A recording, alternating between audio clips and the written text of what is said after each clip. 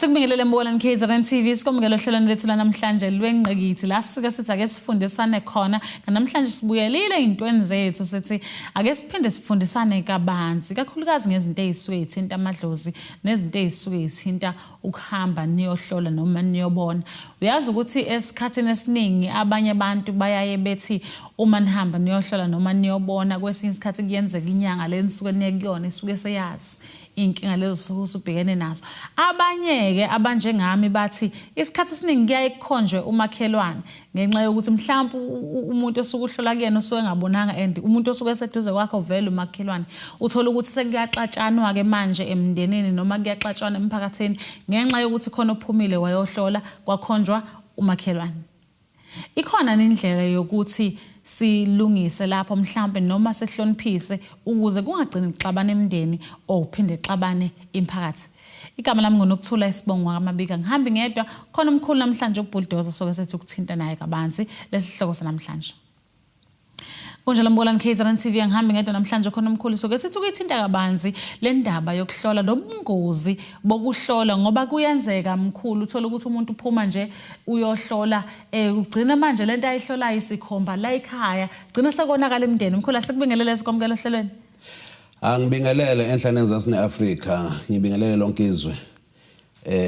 uDr Bulldozer lo bamazi kakhulu ngomfene emnyama kuthiwa imfene bayihlinzi yahleka. Igama ke elisuka kude kakhulu lelo elihamba nezibongelelo zakhona njengoba ngiyibulldozer nje ngibiye ngivule indlela la ingekho khona. Abantu abaningi ke bayangazi abangakangazi basazongibona ngesizathu sokuthi into engibabaza kakhulu ngibabaza umsebenzi kunami ukuthi akube umsebenzi ohamba phambili mina ngilandele ngemuva. Igama elithi bulldozer nelithi mfene emnyama alaziwe ngokomsebenzi nothi ngami. Ngithi nje ngiyabingelela ku1 KZN 261 kini nonke emakhaya. Siyabonga mkhulu. Sikhuluma isihloko esibalekile namhlanje kodwa mhlawumbe before singena esihlokweni namhlanje mkhulu ngibona uhlobile namhlanje. Ngihlobile ntombi ngoba into enjengalento le engikuyo namhlanje ngembethela amandla. Right. Ngoba into kumele bayi-understand emakhaya akekho umuntu onamandla okusiza omunye umuntu kodwa kuye kube ngamandla athize mhlambe asuke embethwe lo muntu kuze umuntu asizakale. Ngoba wena ungabona mina sikusama ucathi mhlambe hayi le ndoda inamandla le kanti hayi ukuthi yimina yilamandla nalezi zinto engihamba nazo lezi okuyizona zona ezifike ziqondisela abantu into zabo. Ayi mkhulu ngiyabona impela ukuthi uphethe nenduku esingakaze siyibone namhlanje yini umsebenzi wayo nokubaleka ukuthi ivele emphakathini. Umavula kuvaliwe lo umavula kuvaliwe njengoba nje yonke into sokwaba umavula kuvaliwe kodwa ke lana sisila nami la ngihluleka khona ngiyaye bese ngilanda le nduku ngoba kunezinye izinto othola ukuthi zidinga amandla angale ngoba le nduku lena yinto eyakhiwe ngalento esiyibiza ngabalozi kwafakwa ezinye izinto ongeke uze uzazi kahle wena mabe mhlamba uqondi kahle kodwa nje into nami enganikwa yona le mangiphuma le emgedeni engakade ngiphuma kuyo kodwa hayi hamba nale ndoda le makuukuthi mhlambe kunala udidadideka khona ubuza yona. Ngike ngizwe ngabalozi bashaya ikhwela but sekubona kukhona nezimpempe yibona laba basuke bekhuluma ngemuva ngekhwela noma ngeimpempe. Bayalishaya ikhwela ikhwela lokuthi basuke bekubiza ukuthi uzolalela ukuthi indaba yakho noma istory sakho sithini ngoba kunezinye izinto ezibiza ukuthi ma uzenzela umuntu ziqondiswe kuye direct angazithathi kimi mina siqusami ngoba indaba mase iza ngomuntu wesibili ivama ukuthi ifike seyingasaphelele kulowo muntu kodwa mangizokubiza ngikuthathe ngihambe ngiyokuvalela ndawana thizeni uhambe uzizwele wena ukuthi kahle kahle kuthiwani la uthola istory esiphelele. Ngicela ungicorrect mkhulu mangirong abalozi basetshenziswa ukuhlola kuba ukuhlola esikhathini esiningi kodwa babiye bakwenze nokunye kodwa nje esikhathini esiningi kuba ukubheka into ongakhona ukuyibona wena nyanga. Nakho ke mkhulu sesingeneleke impela esihlokweni sethu namhlanje ngoba sikhuluma zona indaba zokuhlola. Sekukaningi mkhulu uthola ukuthi imndeni iyaphambana abanye baze bethi kushawe imhlahlo abanye bathi usuku uyohlola kanti uzothi uthi uyohlola kuvele kukhonjwe umakhelwane. Sithe masikhuluma nomunye ubaba ngelinye ilanga wangivezela ukuthi kuyenzeka abathakathi mabenza lobu buthakathi laba bese becasha ngesithunzi sami okuwukuthi umfowethu eyohlola bese kuvela mina kube ngathi mina engigange ngumfowethu kanti akwenzekanga kanjalo. Ikhona into enjalo? Ngibonga kakhulu sisinokuthola waveza umbuzo obaluleke kakhulu ngoba imindeni eminingi ibe nokuxabana kakhulu. Uthole ukuthi abantu bayoze bafike esigabeni sokuthi babulalane ngokuthi basolana ukuthi ibhuti omdala ekhaya wenza ukuthi noma uanti wenza ukuthi uthola ukuthi umndeni lento seyiyawo separate ivula uba maqembu amabili. Lento lena iye idalwe ukuthi umthakathi akafiki awumthakathi ningamazi yiko kuba khona lento othola ukuthi kuthwetshulwe izinto ezithize mhlambe ngaba isithunzi mhlambe ngaba ukuthi usebenzisa lento esiyibiza ngohala ngoba uma inyanga ihlola isuke ilandela njengenja makuthiwa ilandela inyamazana la ihambe khona ngoba isuke ingayiboni kodwa isuke isiyidonsa ngohala ukuthi ihambe la nabathakathi kuyenzeka uthola ukuthi basebenzisa lento esiyibiza ngohala kwekuthi uma ezoganga emzini womuntu adabulaphe kamakhelwane before azongena la ekhaya. Uma lento seyibamba senilanda umuntu vele mayisuka la isuka straight ihamba la hamba khona lo muntu bese umqondo wenu uthi umakhelwane onithakathayo kanti umkhondo owalahlwa kamakhelwane. Iba kanjalo lento.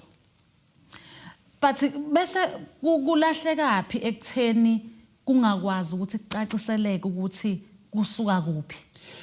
Okuganga phela sisi lo muntu masikhuluma ngomthakathi sikhuluma ngomuntu ogangayo owenza into ayaziyo kwekuthi lento engiyenzayo kunokwenzeka bekhona abazofuna ukuyisukumela.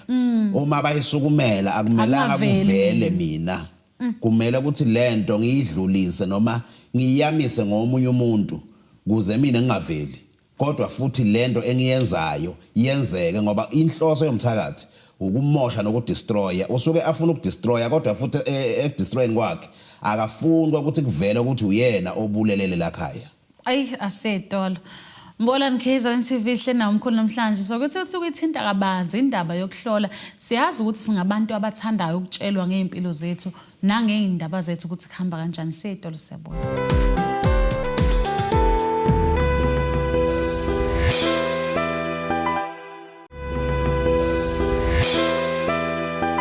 Asipenda sikwamukele Mbolani KZN TV usabukela ihlelo lemnqangithi sihleli naye umkhulu namhlanje uBulldozer kuyena sikhuluma naye sikhuluma indaba zokuhlola nabo ke ubuthakathi ukuzwe Mbolani KZN TV umuntu ekhala ngokuthi ngithakathiwe fanele ngiyenyangeni ngiyohlola uthi mawulalela futhi nayo inyanga leyo athi uyakuyona nayo ibiza ngomthakathi okuthi uthakathiwe kodwa uyakomunye umthakathi uyozwa ukuthi uthakatheleni isuke isikanjani ke mkhulu mayisi kanjalo ngoba seninakho kwanina njengeinyanga ukuthi niyibize ngabathakathi mhlambe noma ngabhekisile kuwe ngqo kodwa nje ngibhekise emphakathini weinyanga seninakho ukuthi niyibize ngabathakathi uthola ukuthi ngize kuwe ngoba ngikhala ngokuthakathwa.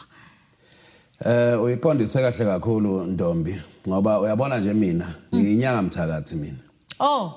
Sizathu sokuthi ngibe inyanga mthakathi leligama elikhuluma ngobuthakathi angeke uze usizwe umuntu othakathiwe ungasebenzisanga ubuthakathi. Okay. Ngoba ubuthakathi bulungiswa ngobunye ubuthakathi.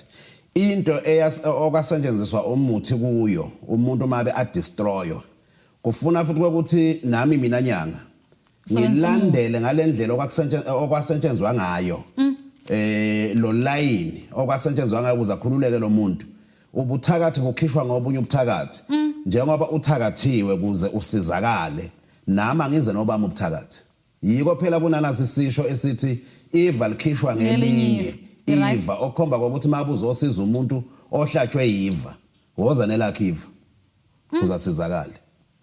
Nansi ke enye ke mkhulu la ebuthakathini kunyanga buthakathi mase nethi nibuyisela induku angithi ngithakathiwe senithi ke mase ningilekelela lokhu akwenzeka imakubuyele kuyena asaqhubezi nobuthakathi mase senza kanjalo.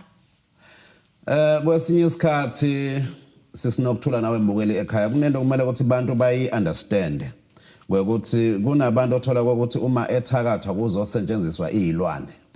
Izilwane yinto engafi uma uyikhipha kumuntu. Okay. Okukhomba ukuthi uma ngabe ngizosebenza uhlelo lokuthi lento ngiyayikhipha manje ngoba ubuthakatha kuze lento ibe safe noma kuze abantu babe safe la ekhaya naseceleni kwalomuntu kungakuhle ukuthi lento ngivele ngiyithathe ngiyiphindisele la yaqhamuka khona noma la iqhamuka khona ngoba mangizoyikhipha ngivele ngiyibeke nje izophinde futhi iyicingele yona khona la umuntu engaphinde futhi ingene kuye.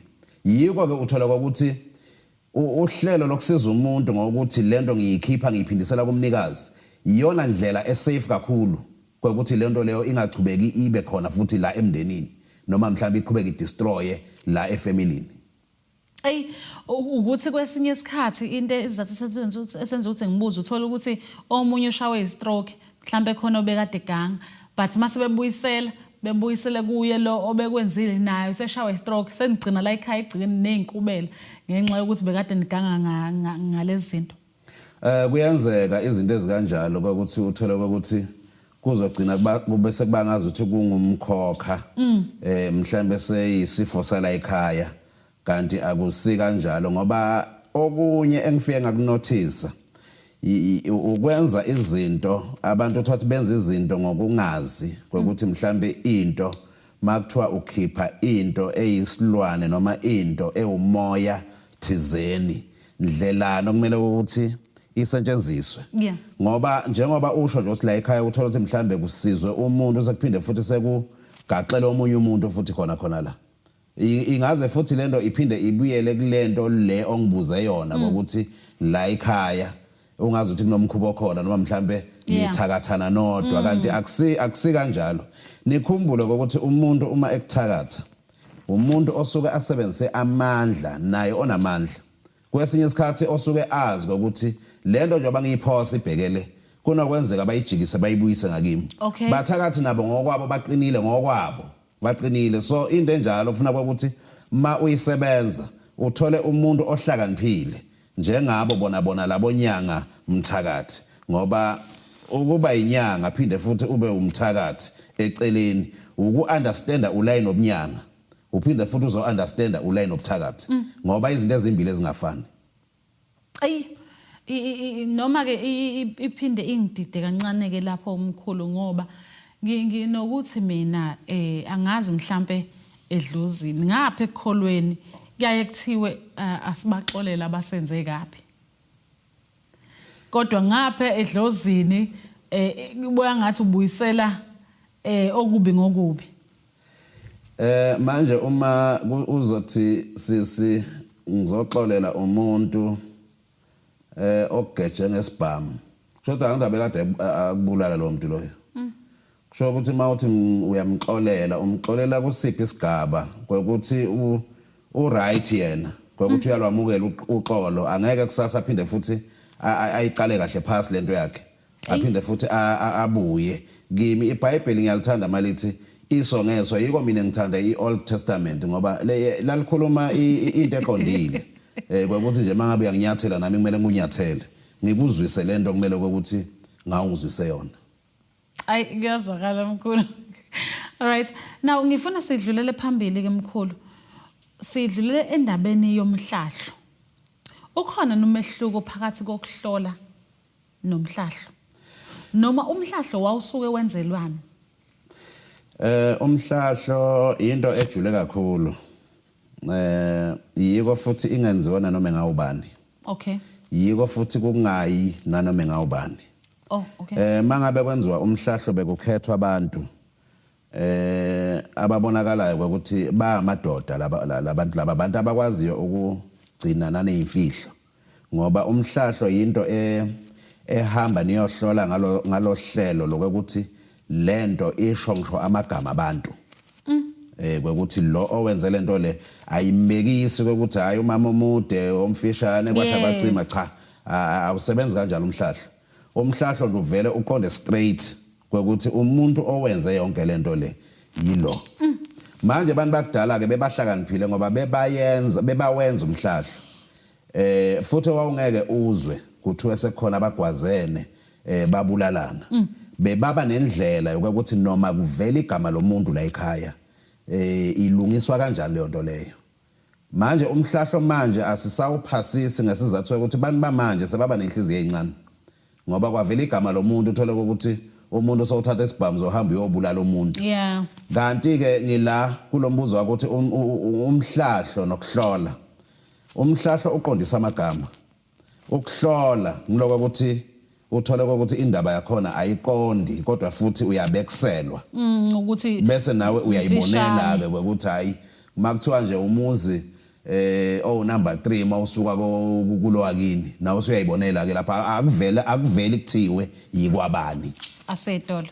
Mbolani KZN TV sihle namkhulu namhlanje Sedolo siyabuya.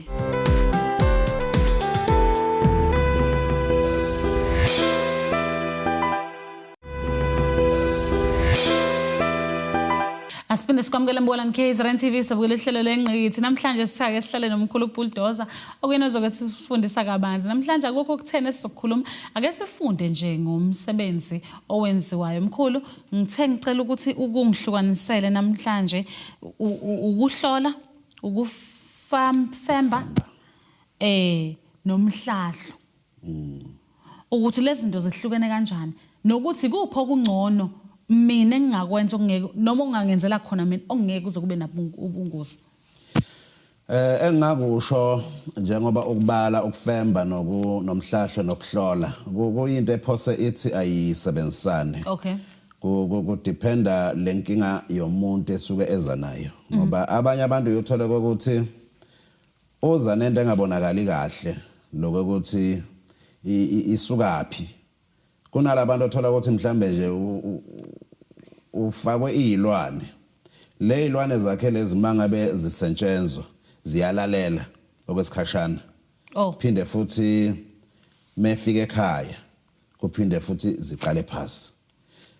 Lezi ndo lezo kufemba ukulandelela into esuke enjengaleyo ukuthi kahle kahle mhlambe kuze lo muntu asizakale yini engenziwa yilezi zinto ethola ukuthi mhlambe kwesinye isikhathi uzogqatshwa umuntu ibese isetshenziswa lento ngokwegazi lakhe ilandelelwe ngokwesimo somzimba wakhe. Sekwekuthi manje noma lesikhathi esikuso manje sekulukhuni ukuyichaza into enjalo ngoba nabo ubunyanga lobu buya improve. Kunezinye izinto othola ukuthi zayidume ebudala manje uthola ukuthi mawuthi uchazela umuntu ngayo akasanalo ulwazi kahle kahle nayo le nto leyo ngoba nje uke wakhuluma sike sakhuluma ngendaba yezilwane. Izilwane kudala kwakwaziwa ukuthi yizinto zokudestroya but manje izilwane abantu sebayakwazi ukuthi bathwale nangazo. Uthola ukuthi izilwane ezimlethela imali. Yile ndlela yakudala uthola ukuthi abantu abaningi bebazi ukuthi izilwane mhlawumbe umuntu umeshawe ngezilwane into esuke iyombulala umuntu. Kanti manje seyashintsha lento manje. Zikhona izilwane othola umuntu ushawe ngezilwane zokuthi ziyambulala. Kukhona futhi othola ukuthi leyo nto leyo sebayishintshile abantu kwaba yinto ebasebenzela ukwenza umcebo. Ngoba kunabantu abathole ngazi izilwane lezi. So izinto ezikanjalo ukuthi mawuchazela umuntu wamanje uchazela nomuntu wakudala kuyaye bese bangazi ukuthi kuba nomehluko ngoba abantu bamanje izinto eziningi abazazi. Ngizodlula nje kancane sisi. Ngingene nala kule ndaba yezidalwa. Okay. Miningi imizi othola ukuthi bazwe ukuthi banezidalwa kanti hayi izidalwa zikhe ekhaya. Indaba yakho uthola ukuthi iyafeyila noma ayenzekanga kahle mhla kulandwa labo bantu. Ngoba mawukhumbula kahle abantu bakudala bebangaphithizeli ngalendlela esiphithizela ngayo manje. Isikhathi esiningi umuntu ukudala uma egula abegulela ekhaya. Afele ekhaya. Manje abantu bamanje uthola ukuthi bafela eindaweni ezikude. Bafela emgwaqeni. Uma ulanda umuntu ongashonelanga ekhaya oshonele emgwaqeni. Bantu imvamza into engivama ukuyibona bavele bathathe lehlahla lomlahla nkosi uthola ukuthi bayohamba bathathe bathi balanda umuntu bamlanda esibhedlela kane sibhedlela ufike asayisidumbu umoya uphumelela waphumela khona emgwaqeni usungamlandanga lo muntu loyo. So kunomehluko ke manga sibuka lendlela yamanje nendlela yakudala ngoba bantu futhi abaphethe ulwazi sebayashoda manje.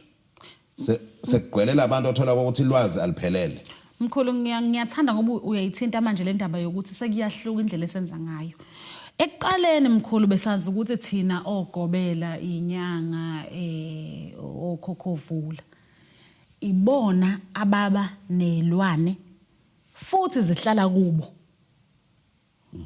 Njengokuthi mkhulu bulldozer nje ngenza isibonelo. Wena uzoba notikoloshe, wena uzoba nenhlwathi zizohlala kuwe futhi.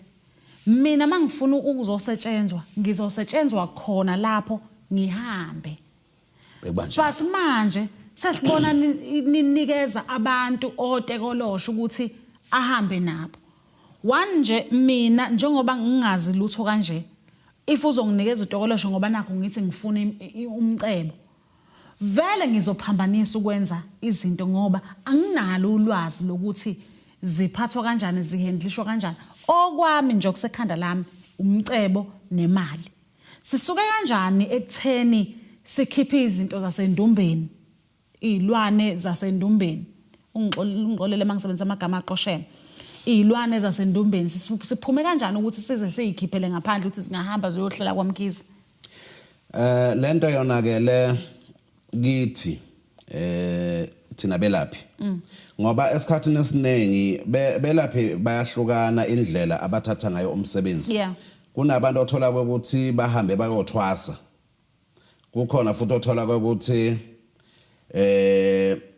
abelaphi abahambe bathekela ulwazi. Okay, yes. Noma ke abahamba bathenga lokho abasuke bekudinga. Yes.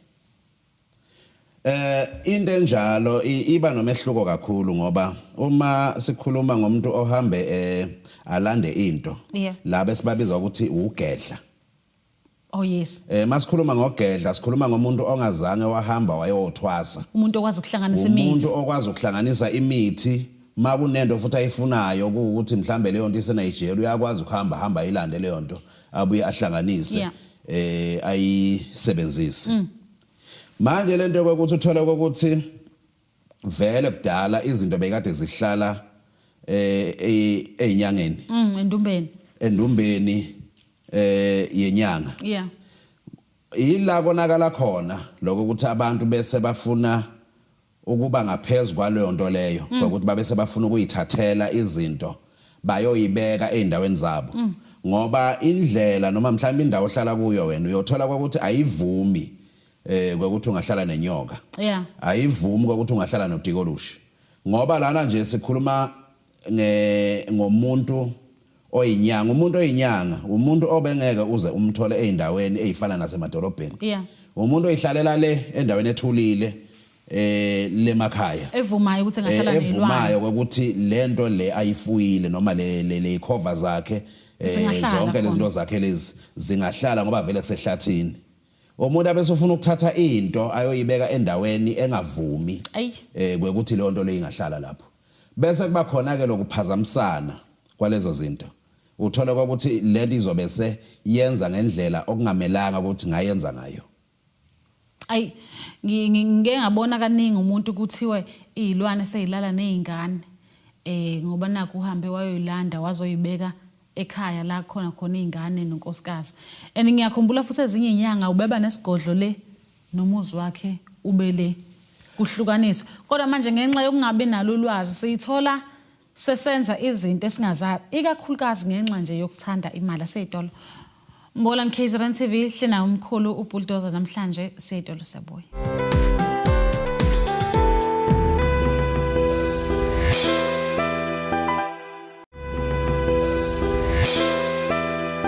Asipina sikwamukele Mbolani KZN TV sabukela ihlelo lenqakithi hlena umkhulu ubulldozer namhlanje kuyena esikhuluma naye izinto ezibalekile ukuthi siphume kanjani ekutheni izilwane ziphume eindumbeni. Thola isilwane sesihlele eBay uhleli nasedolobheni uhleli naseThekwini. Usilandelela eJosini kumkhulu ubulldozer. Mkhulu ngiyazi ukuthi ubesafuna ukuphawula mayelana nalolu daba ngaphambi kokuthi seyitona. Ukuqwashisa abantu nje sise intweni ezifana nalezo ngoba lento ithi uthinta indaba enkulu kakhulu and futhi ebaleke kakhulu. And futhi abantu abaningi abangabuki ububi baleyo nto ngoba umuntu mangabe asasesigabeni sokuthi uphatha imali yena ubuke imali ufocus kakhulu emalini akafocusanga ekuthenini umthelelo omubi walento yini ngoba kufuna sinikhumbule lapha emakhaya ukuthi umuntu unesikhathi sokuphila kwaphela isikhathi sakhe sokuphila kufuna ahambe uma uhamba ushiya inyoka yakho la ndlini ushiya utikoloshi wakho la ndlini labantu ohlala nabo la ekhaya esibabiza ngomndeni wakho othola ukuthi abanalo ulwazi nalento ukuthi iphathwa kanjani abazi nokuthi wayithathapi abazi nokuthi umthetho wayo iphathwa kanjani yenziwani uthini ngabo ngoba into engiyibukile ngisuke ngabuka lo ukuthi kusuke kuhambe ngesigaba sokuthi le bantu bamanje banokuyicabangela bona ukudlula ifamily ngoba awukwazi kulanda intembi lengaphandle uzoyibeka la ndlini maceda ufe uyishiye la ndlini ungatshelanga ngisho yedwa ukuthi makwenzeka ngifa ubothatha lento le uyendaweni ukuthi ufike uyinike leyo muntu loyo iyona ke into efike yasihlupha kakhulu nanokuthi ke ngizothi abantu bamanje abasasabi njengalabantu bakudala sebanesibindi kakhulu umuntu wamanje nje akanandaba ukuthi angathi angene endumbeni akafe yakutshela emehlweni ukuthi emkhulu mina ngizofuna isilwane into enkulu nje kangaka nje ngizofuna nje isilwane so kwenza ukuthi akabuki umthelelo omubi ngalento ukuthi kahle lento yini mawuzofuna isilwane ungacali ufune lokuthi mangabe nje ufuna inkomo ucala ufuna ukuthi inkomo ihlala kanjani idlani iphila kanjani ihlala endaweni enjani akanandaba nalonto le yena into ayifunayo nje ufuna isilwane akukho ukuthi mkhulu ngilekelele ukuthi ngifuye kufuyo kanjani inkomo singapheli egcekeni manje ngiyayibuka ukuthi kusho ukuthi abantu bamanje mhlambe sebabe nesibindi kakhulu ukudlula abantu abadala kusho ukuthi abasasabi abasayisabi lezinto yiko kuthola ukuthi umuntu uzolanda into ekabi azoyibeka ekhaya kusasa lento ilala nezingane ilala nemkakhe ibulala nanefamily lapha ziyabulalana lezi zinto mkhulu uthinde indaba ebaluleke kakhulu and ngiyakhumbula mkhulu ukuthi ngeke ngayiphawula lento ukuthi kwesinye isikhathi isigodlo izinyanga besingasibeke ekhaya egcekeni beziba yithusisi besiba khona ekhaya ekhaya nje lenyanga mhlambe mawufikile uzofuna into zokugeza ungeniswa kule yandlu uyagezwa yila kuhlala khona imithi emihle le kube sekuba khona lezo othola ukuthi ke ziseceleni lemahlathini la kuhlala khona ke lokhu okubi nakhona ke indlela yokusebenza kwakudala njengoba igodlo bezibambili ngesizathu sokwekuthi umuntu uma usiza umuntu usuke umsiza egabeni ezimbili kunento ekubambele ukuthi musuphumelela mhlambe kungenzeka yenziwa ngobuthakathi ukwafakwa izilwane ukuthi lo muntu lona akaphumeleli niyamgada niyambamba yonke into yakhe ufika emsebenzini bam ignora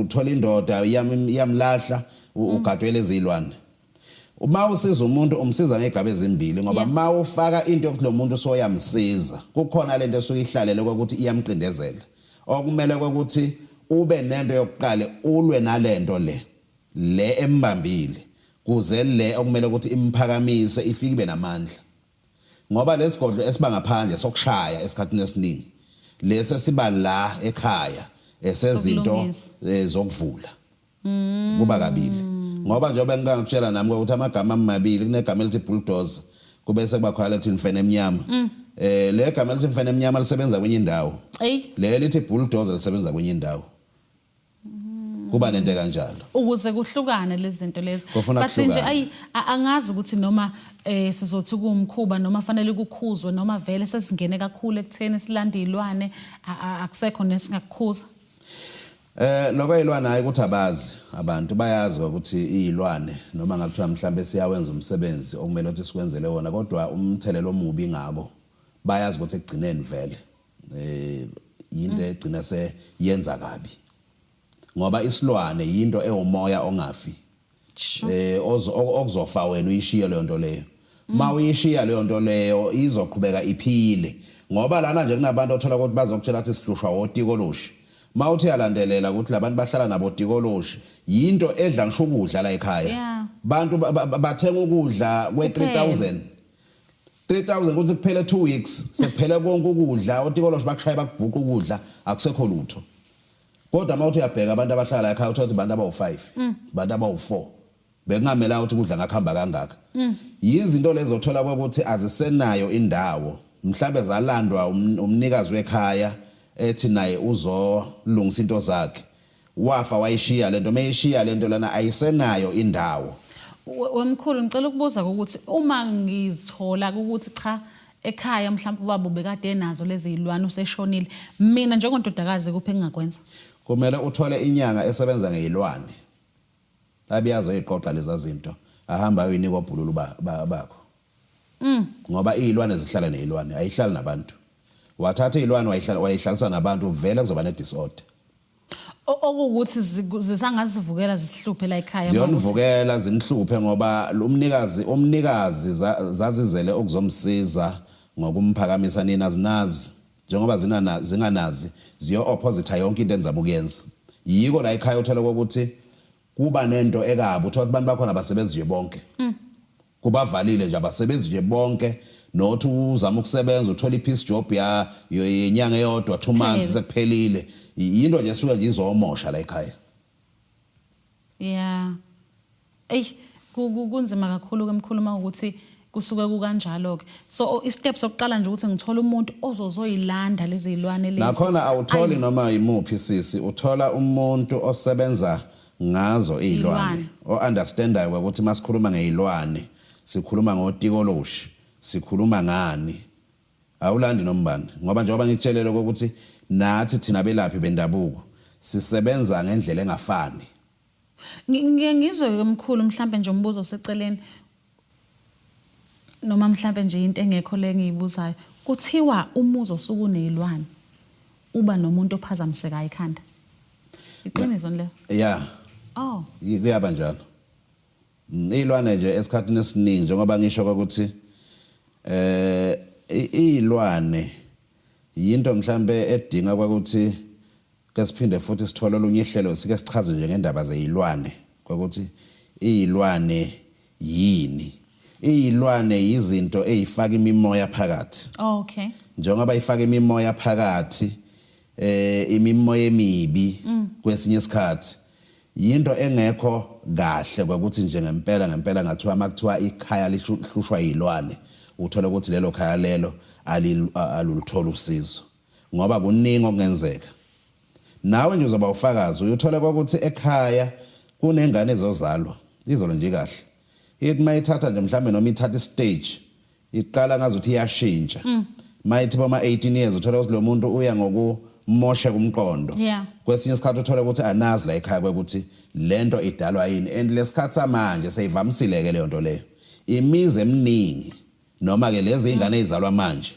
seyingane vele uthola ukuthi ziba nayo lenkinga yokuthi ngokuhamba kwesikhathi uthola ukuthi umntwana uhambe ulahlekelwa umqondo mawuthi yalandelela uthola ukuthi abatholi ukuthi yini akuhlalwa nemimoya emibi aseyidolo mkhulu Mbola Nkhiza TV ihlena umkhulu namhlanje sichaza zona lezi zilwane nihamba niyoyilanda ngenxa yayo ingcebo njalo ukuthi zizosala zibe inkinga seyidolo siyabuya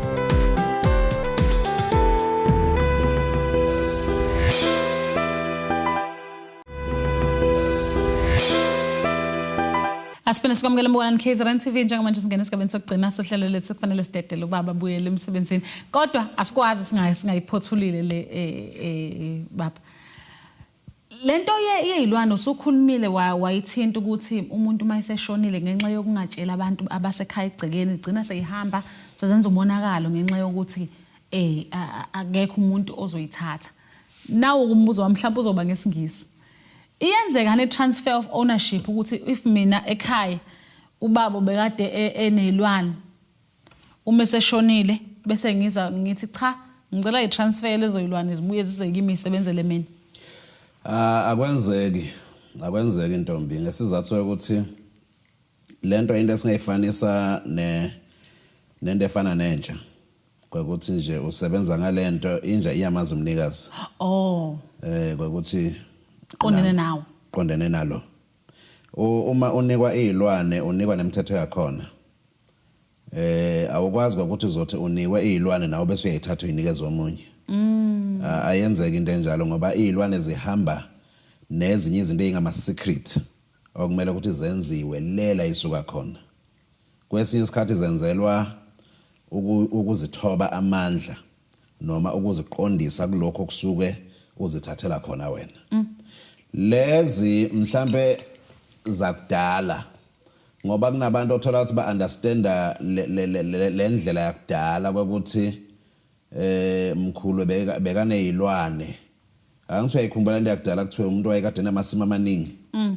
kusamasimo ahlakulwe wonke otokoloshi uthola ukuthi lowo muntu loyo usebenza into esibiza ngemkhovu Oh okay bebaba nazo abantu bakudala izilwane noma ke bebaba nazo for a purpose ngoba umuntu uthola ukuthi mhlawumbe beyifunela ukusebenza ukuyisebenzisa yes ukuhlakula mhlawumbe umuntu obekade anamaplaza bokotini yabo umbila uyabo ayifunela ukuzigqilaza nje ngokuthi mhlawumbe nje ayifake emasimini ayisebenzise akusafana lokwamanje ngoba lezilwane zamanje abantu abaningi uthola ukuthi izilwane abayilandela ukuthi bafuna zibenzele imali yes sekwehlukileke lokho isilwane semali nesilwane lesakudala esilimayo kwakuyisilwane sasifola under igqila lezo ukuthi ziyosetshenziswa into enjalo lezo izilwane lezo izilwane zayekade zakhiwa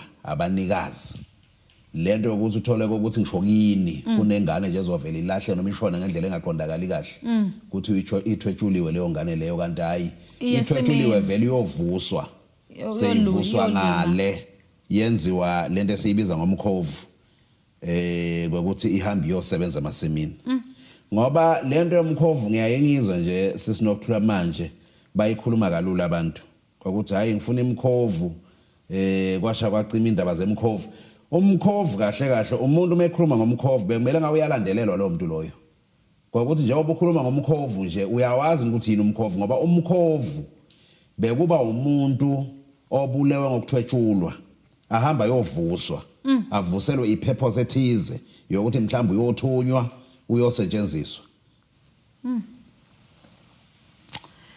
ngeke mkhulu ziyathusa lezi zinto lezi kodwa ke mkhulu sasifika esigabeni sokugcina sohlelo lwethu mkhulu sekufanele ngikudedele ukuze sikwazi ukuthi beqhubeke nezinye inhlelo ezilandelayo asithathelele ithuba sibonga kakhulu mkhulu ngesikhathi sakho nokuthi nje usukele ekhaya uthi nje ngifuna ukuzofundisa ngalezi zinto lezi ngenxa ukuthi lento yokuswela ulwazi abantu bagcina belanda izinto abangazazi ezizofika zibe inkinga emagcekeni iba kabi kakhulu ngezathu ukuthi bantu asali ukuthi abalanda into abazoyilanda kodwa abahambisana nemithetho yakhona bangabe sebafuna ukuphula imithetho ngoba angabe kusashaya kayena yedwa lo muntu kube sekushaya nabantu abaningi sebashaya nayinto angeke akwazi ukuyilawula yena ngoba masikhuluma ngezilwane sikhuluma ngento enamandla kakhulu ongeke uyenze lutho sikhuluma ngezipokwe lapho akekho umuntu ongasabi isipokwe sipokwe uzohlala nazo mhlambe ngokwe-order unikwe yona ukuthi mhlambe yenza kanje kodwa mase sithatha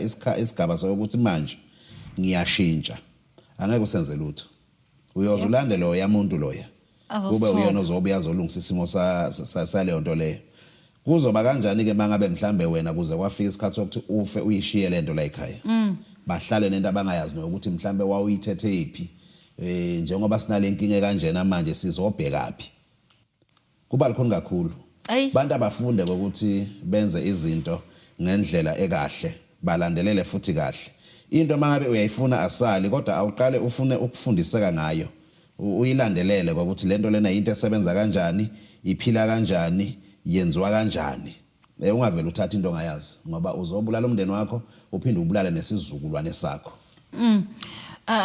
yazi ukuthi umkhulu ngazi noma bayaye bethi usukukhokha yini uma usuke mawuke wathwala bethi fanele kufe igazi lakho ikhona into enjalo noma inganekwane Ukuthwala phela sisuku sacrifice ukunikela nento ethize. So uma kuukuthi mhlambe sikhuluma nje ngokuthwala. Umuntu angacala avula umlomo athi ngifuna ukuyothwala. Yazi ukuthi kunento kumele unikele ngayo lapho. Osiyami. Noma sekungase siye umuntu kodwa kukhona into okumele usacrifice ngayo. Ukuthwala akwenzeki nje. Sinome kanjani. Wena mnikazi waloko kuthwala ufuna kube khona ozonikela ngakho. Angifuni ukuchaza izinto eziningi ngoba ku TV la. Angifuni ukuchaza izinto eziningi. Kodwa nje abantu abaningi abazame ukuthi bayifunde into before bayenze. Ayi, mkhulu utholakala kuphi? Ngilapha kwaMhlaba yalingana. Mangabe ngifunda ngimfene emnyama ubulldozer, ifene bayihlinze yahleka. Inamba 066 009 7465. Siphindele mkhulu. 066 009 7465. Bonke abafuna ukulekelelwa ngokulandilwane lezi esezisele nazo mkhulu ungasilekelela. Ngoba ngiyaxolisa mkhulu, ngoba siyazizwa egcekeni. Siyezwa nothayela phezulu. Siyezwa ukuthi kunezinto ezigijimayo la ekhaya egcekeni. Lokhu kwahamba ubaba la ekhaya. Kuzikhona izinto esibona ukuthi zisele la ekhaya egcekeni. Uyazi ngeke ngabona komunye umuzi bethi kuvele kuvutha umlilo nje kungekho manje singekho umuntu okhanyisayo. Ipowe lezo. Ipowe so njengoba ngishilo ukuthi umuntu ozokulekelela entweni enjalo umuntu osebenza ngayo le nto ngoba uma sikhuluma ngezilwane makuthi babo wakho noma mkhulu wakho walanda izilwane okukhomba ukuthi kusho wayilanda kumuntu osebenza ngazo lezo izilwane. Ayi njengoba ke unale inkinga ukuthi ke sewafa umnikazi wezilwane thola umuntu osebenza ngezilwane uzonilekelela uzonisiza. Asivale mkhulu asibonga kakhulu ngesikhathi sakho nokuthi usivakashele endlini zomsakazo. Sibonga kakhulu nakuwe mbukele ekhaya. Siphindele mkhulu inombolo ngoba ngiyazi bazoyifuna. Inamba ethi 066 009 7465. Siyabonga. Siyabonga. Asibonga mbukelani KZN TV sibonga kakhulu Crown KZN TV yenza inhlelo zethu zibe impumelelo. Mina nawe ke sibonane ngokuzayo senthanda.